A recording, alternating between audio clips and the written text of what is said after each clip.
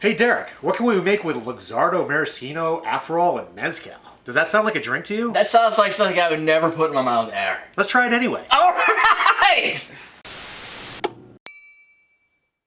Welcome to Common Man Cocktails. I'm your host, Derrick Schommer. That's Ian Andrews. Yes, I yell.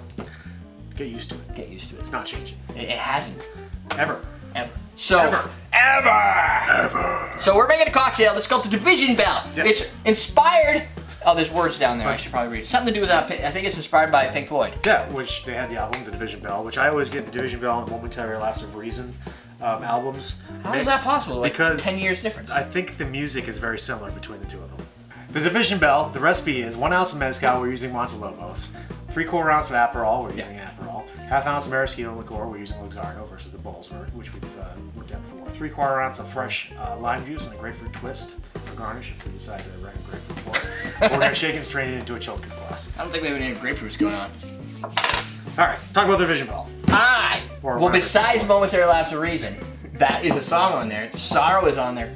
Yep. Track 10, I think. Yeah, Awesome it's the song. very end, yeah. Learning to Fly. Is that what I was trying to think of? Learning to Fly? Oh, yeah. Yeah, that's the one. That's a great tune also. That was the whole album's good. Yeah, I mean, for after Cluster 1, I always skip that because I don't need to listen to But, like, then the other rest of the songs. It's kind of like Time. The beginning of, what was that album we said?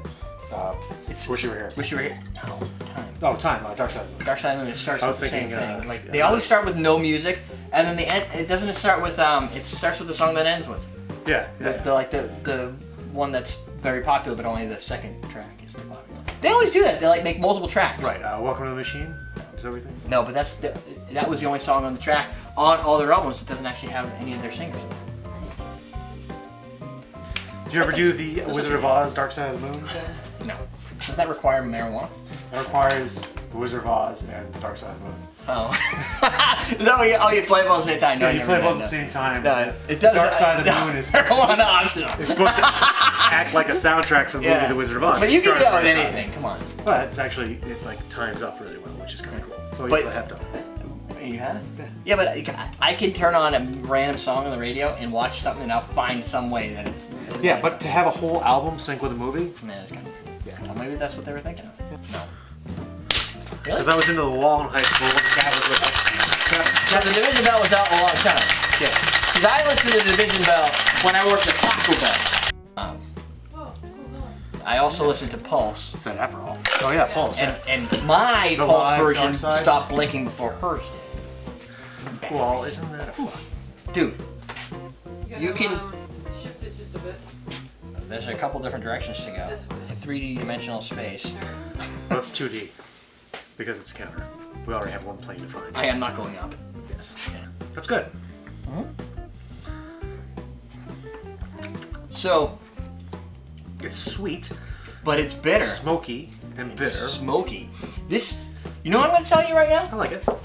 3 years ago, I would have hated this cocktail. Yeah. Well, your taste change, right? I mean, you evolve, you learn, you It's learning. grow.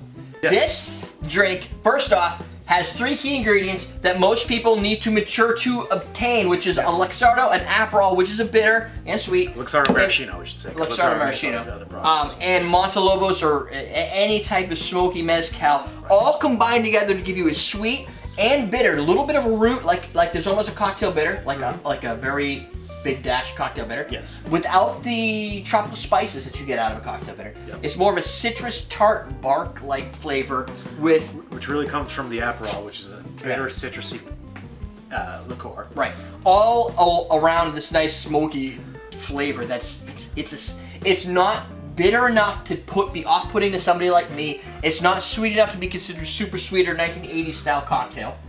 It's a great balance, a very good presentation for somebody who wishes that they could get more into a bitter flavored cocktail in the citrus. Great intro for a bitter style cocktail. Right. If you're into regular cocktails or even sweet cocktails and you want to try something bitter.